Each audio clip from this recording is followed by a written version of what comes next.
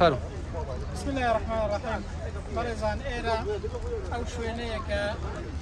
باغي فرماي عجمي في الأرض فرماي بيغمبر صلى الله عليه وسلم بدسني خوي تقاضيتي بيغمبر فرماي العجوة من الجنة فرماي عجوة لبهشتي ويا وشفاية بو جهل كفرمايشتي كده بيغمبر فرماي صلى الله عليه وسلم هر كسي روجي حاول دنق لفرماي عجوة بخوات أو روجي جهر كاري تناكا وسحرش كاري تناكا جاء پیغمبر صلى الله عليه وسلم لدواي فتح كردني قلاكاني خيبر جنيكي جولكا هلصا مركي بو كشتوا حيوانكي بو كشتوا درمانداوي كدو جهري بيوي كرد پیغمبر صلى الله عليه وسلم ك توزيكي لاخوان دواي فاي گورا اگاداري كردوا وعندك الصحابه كانوا شيخوان دلن او روجي پیغمبر صلى الله عليه وسلم بياني كي حودنك قل ما يعزوي خواردوا او جهر كاري نكرد سر پیغمبر صلى الله عليه وسلم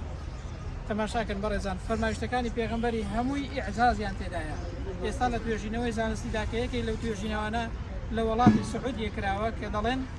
ئەو خورما عەجوەیە بە فیعلی ئینسان لە ژەهر دەپارێزی و هەروەها لە سحری دەپارێزێت و ئەوە باخچەکەیە کە باخچەی خورمای عەجوەیە ئێرە ئەو باغەیە کە پێغەمبەر صلی الله عليه وسلم بەدەستی خۆی شەقاندوویەتی و ئەو خورمایەت ئەبەدمەندیەکی هەیە کە پێغەمبەر دەفەرمێت لە بەهەشتەوەیە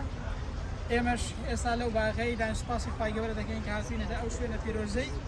و فەرمایشتەکانی پێغەمبەری صلی الله عليه وسلم بەڕاستی هەموویان معجزەن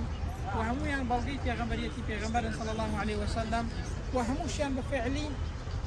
ئەوەی کە پێغەمبەر فەرموویەتی صلی الله عليه وسلم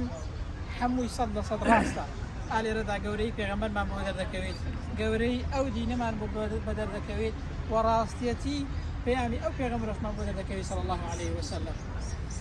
والسلام عليكم ورحمة الله وبركاته.